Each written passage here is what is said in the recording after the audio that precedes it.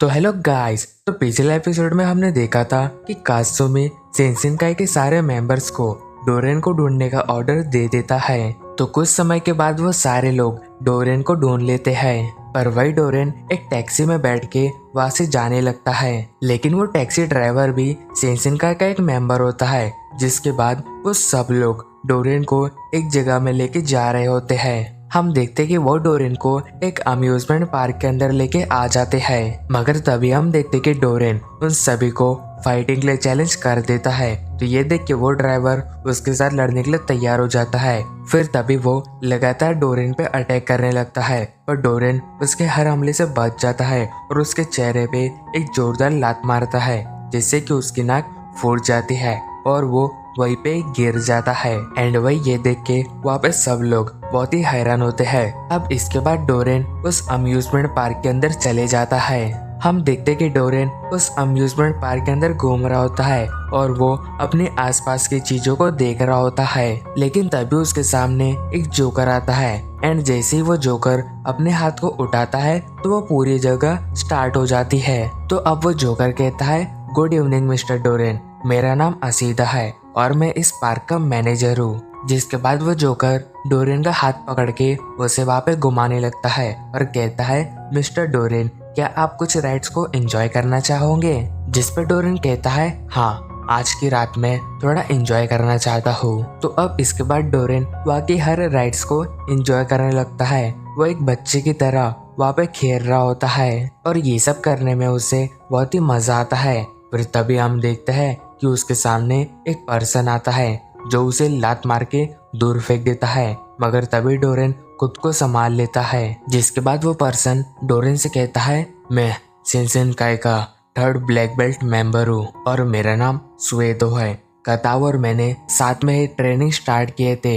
हम दोनों हार्ड समय में एक दूसरे की मदद किया करते थे और आज की रात अगर तुमसे लड़ते हुए मुझे मौत भी आ गई ना, तो मैं उसके लिए तैयार हूँ, मगर मैं तुमसे कताओ का बदला लेके रहूंगा।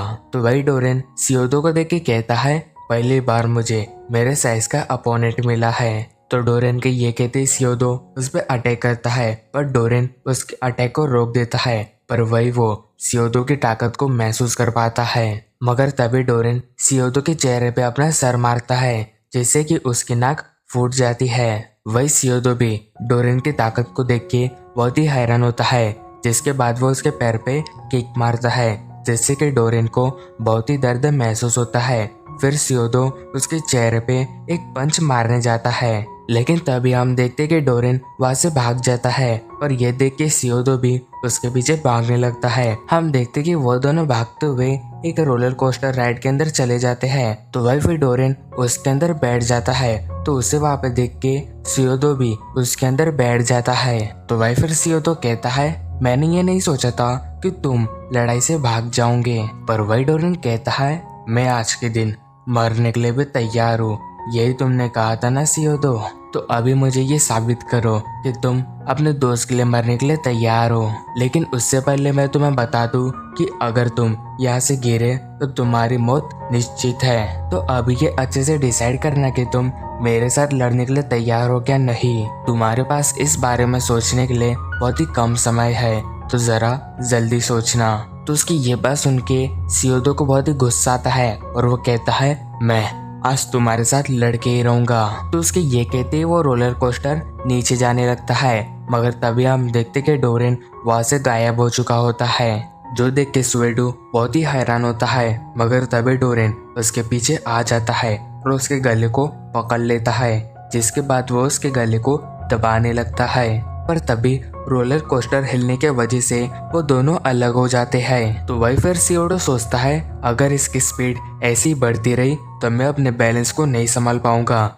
मुझे कुछ ना कुछ सोचना ही पड़ेगा, नहीं तो मैं यहाँ से गिर जाऊंगा। पर तभी रोलर कोस्टर हिलने के वजह से उसका बैलेंस बिगड़ रहा होता है और वो इधर उधर हो रहा होता है। लेकिन तभी हम देखते कि डोरेन उसके ऊपर अटैक कर देता है और उसे मारने लगता है। पर वही डोरेन वहाँ पे अच्छे से खड़े नहीं हो पा रहा होता, जिस वजह से वो वहाँ पे गिर जाता है। तो अब हम सियोडो को देखते हैं, जिसे डोपोरोची की एक टेक्निक याद आती है जो डोपोरोची ने उसे बताई थी। डोपोरोची ने कहा था कि अगर तुम्हारी फाइटिंग किसी हिलने वाली जगह पे होती है तो तुम उस लड़ाई को जीत सकते हो, मगर उसके लिए तुम्हारा जो खड़े रहने का तरीका है वो बिल्कुल परफेक्ट होना चाहिए। और अगर तुम उस टेक्निक को अच्छे से सीख गए तो तुम किसी भी हिलने वाली जगह पे अपने विरोधी को आसानी से हरा सकते हो, और इस टेक्निक को सांचिन कहा जाता है। तो अब हम देखते हैं कि सियोडो उसी स्टैंस में खड़ा हो जाता है, जिसके बाद वो डोरियन की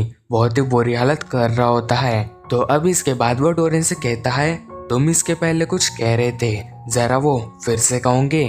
तो उसके ये कहते ही डोरियन को बहुत गुस्सा आता है और वो उसके ऊपर अटैक कर देता है, जिससे कि वो दोनों वहां से नीचे गिरने लगते हैं। तो अब हम देखते हैं कि वो दोनों अपने फुल स्पीड में नीचे गिर रहे होते हैं। तो ये देख के सियोडो डोरियन को नीचे कर देता है, जिससे कि पूरा प्रेशर डोरियन के ऊपर आ जाता है। फिर तभी वो दोनों जमीन से टकरा जाते हैं। वही वो दोनों इधर उधर उड़ जाते हैं और उनकी बॉडी से बहुत ही ज्यादा ब्लड निकल रहा होता है। वो दोनों एक साथ जमीन पे ही गिर जाते हैं। लेकिन तभी हम देखते कि डोरियन उठ जाता है और उसे ज्यादा चोटें भी नहीं आई होती है। फिर वो सियोडो के पास आके कहता है, मुझे पता है तुम यही सोच रहे होंगे ना कि मुझे ज्यादा कुछ क्यों नहीं हुआ, तो मैं तुम्हें बता दूं कि मैंने नीचे गिरने से पहले अपने इस वायर को उस बल्ब के ऊपर डाल दिया था, जिससे कि मैं ज्यादा तेजी से जमीन पे नहीं गिरा और इसी वजह से मुझे कुछ नहीं हुआ। और ये कहती वो बहुत ही जोर जोर से हंसने लगता है, मगर तभी वो एकदम से रुक जाता है क्योंकि उसे किसी का एहसास होता है। फिर जैसे ही वो अपने पीछे देखता है तो वहाँ पे होता है कात्सुमी। और इसी के साथ हमारा ये एपिसोड एंड होता है। Thank you so much for watching my video.